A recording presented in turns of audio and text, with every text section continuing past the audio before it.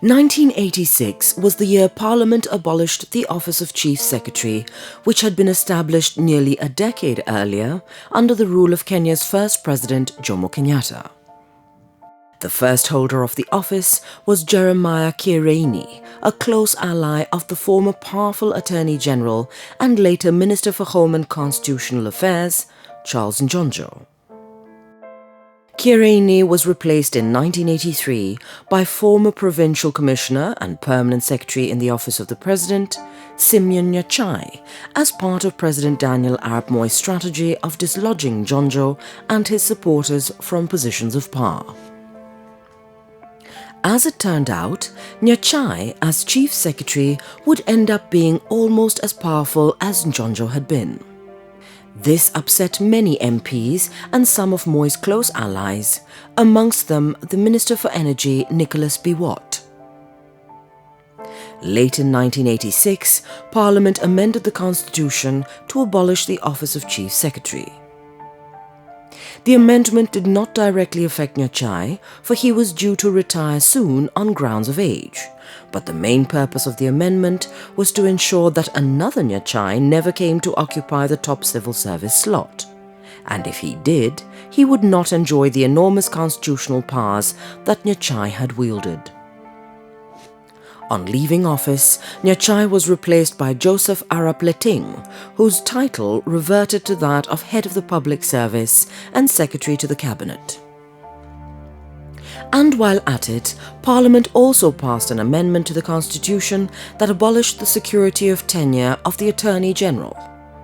The Attorney General at the time was Justice Matthew Guy Mulley.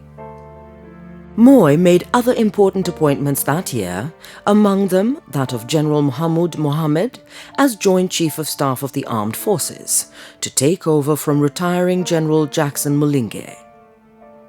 Mohammed was the man who had led the forces that put down the August 1, 1982 coup attempt against Moi's government.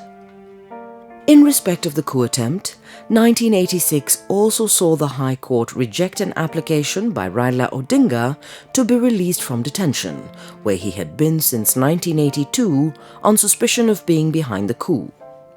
Another dissident of the pre-coup days, former editor of Viva magazine Salim Lone, had his citizenship revoked by the government that year. Back in April 1981, conservationist and Nairobi University professor Wangari Maathai had been sentenced to 6 months in jail on contempt of court charges arising from an article she had written for Viva, in which she had called the country's judges corrupt.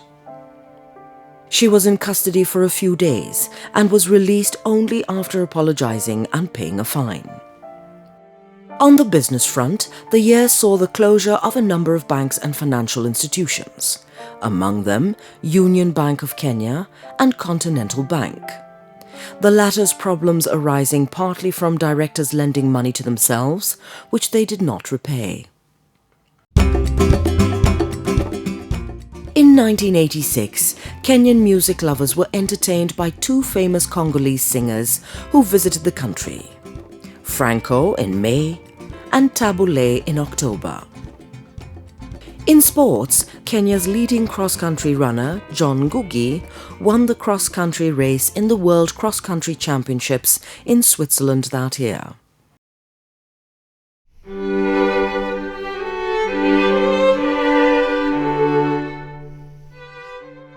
In 1986, Kenyans said farewell to Nakuru North MP Francis Kimosop, who died in a mysterious car blaze in his farm near Nakuru. Kitui East MP Chief James Kitonga. Former Wundanyi MP and Minister for Tourism and Wildlife Juxton Shako. Former Permanent Secretary and Chairman of the Kenya Post and Telecommunications Corporation Dawson Mlamba. Mombasa South MP Abdallah Ndovu Mwidau, Prisons Commissioner Ruben Mutua, the first black African surgeon to perform a kidney transplant, Professor Nelson Awori, and famous Nairobi lawyer Sylvanus Malaya Otieno, better known as SM Otieno.